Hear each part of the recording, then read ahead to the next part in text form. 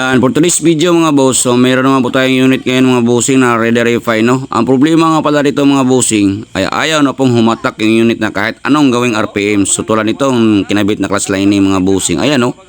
So hindi po naitama sa posisyon.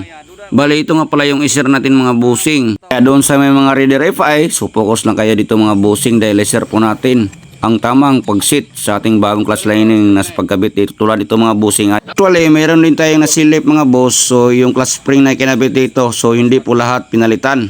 So tatlo lang po yung racing spring kinabit dito mga bossing. Ito rin ang mag-cause na hindi po pantay po yung pag-angat sa ating clutch plate or pressure plate mga bossing, no? So tatlo na po nung nilagay nila mga bossing, no? So silipin po natin sa ilalim. Ayan.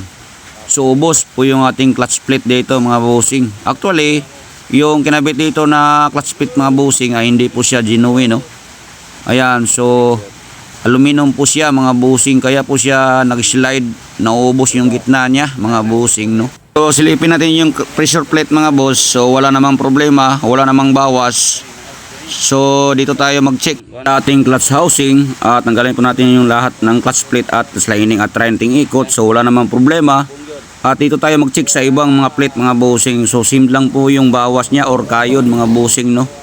Dahil aluminum po yung clutch plate na nilagay nila dito mga bossing. Ayan, so bali apat po yan mga bossing. Actually ang gagawin natin ito mga boss, so palitan po natin to ng bago. Genuine po yung ikakabit natin dito mga bossing. Past video na tayo dito mga boss, so ito na po yung bago nating clutch lining mga bossing, no? So focus lang kayo dito mga boss, so kung paano natin itama yung posisyon niya. Tapos itong ating clutch plate, alam kong marami pang malilito nito sa pagkabit ng ating clutch lining or sa pagkabit ng clutch plate tulad nito mga bossing na hindi po may tama sa posisyon yung pagbaklas natin dito mga bossing, no? So ito na, doon sa mga baguhan na nagsimula pa lang, so focus lang kayo dito mga bossing. At nga palang clutch plate natin mga bossing, yung matalim dito po banda sa labas, lahat po yan mga bossing. At itong ating clutch lining, mayroon po tayong groove dyan mga bossing, dapat po ay magtugma po yan lahat. So ito na, isalpak na po natin yung ating bearing sa ating pressure plate mga bossing.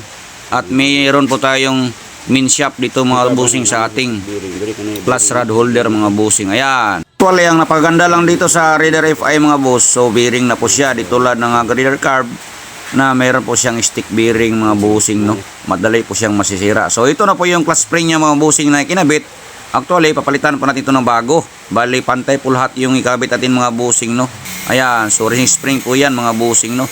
So higpitan na po natin yung ating 5 tornilyo at dapat po ay hindi po tayong masubrang paghigpit dyan mga bossing, baka maputol yan or mag-loose thread po yan mga bossing dahil maliliit po yung ating tornilyo. Ayan, so higpitan po natin. Ayan, dahil na-finish na po natin lahat isit yung clutch lining mga boss, so meron po tayong dowel ito mga bossing, dalawa po yan bago natin salpak yung ating crankcase gasket mga bossing, no? Pag mahirapan po kayo dyan, pwede nyo lang lagyan ng grasa. Nilagay ko na sa tamang position ng shafting rod natin mga boss. At huwag natin kalimutan yung ating dowel sa oil passage bago natin nilagay yung ating crankcase mga bossing or salpak mga bossing, no? Ang panghuli natin dito mga bossing, so hindi po siya tulad ng mga Reader Carb na diretso lang po natin yan isalpak mga bossing. So meron po tayong water pump gear dyan mga bossing, plastic po yan. So gamitan po natin yan ng kickstarter. At iikot po natin yan mga bossing, no? Pag isagad po natin yan diretso. Turbol ng water pump gear natin dyan mga bossing dahil plastic lang po yan. So ganito lang po ang posisyon mga boss, oh. Itulak mo lang yan. Kanya nakadali mga bossing, no? So pas video na tayo dito mga boss. So hinigtutan ko na yung clutch arm. Siyempre nakabit na po natin yung ating clutch cable mga bossing. So dapat po i-check natin yan clutch cable natin kung tama na bang adjust nyan. At doon na natin higpitan. Actually, meron pa tayong nasilip mga boss. So, tinuro talagang paglagay sa takip ng ating oil filter. Ayan, no? Grabe.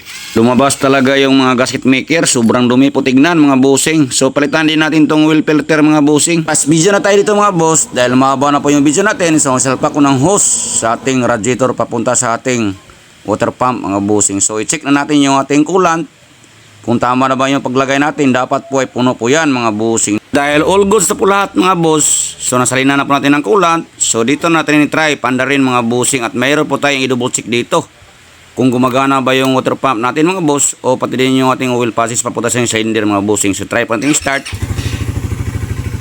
Ayan, so try natin binirit ng konti. Ito na mga bossing, goods yung ating oil passage or oil papunta sa ating cylinder. Panghuli natin i-check dito mga boss, itong ating water pump or coolant kung umaangat ba sa ating cylinder o doon sa ating block mga bossing, no? So tanggalin po natin itong drain hose natin mga boss. Ayan, so walang problema. Ghost na po lahat mga bossing. Dito na natin i-try ibirit mga bossing dahil ghost na po lahat. Ayan, oh.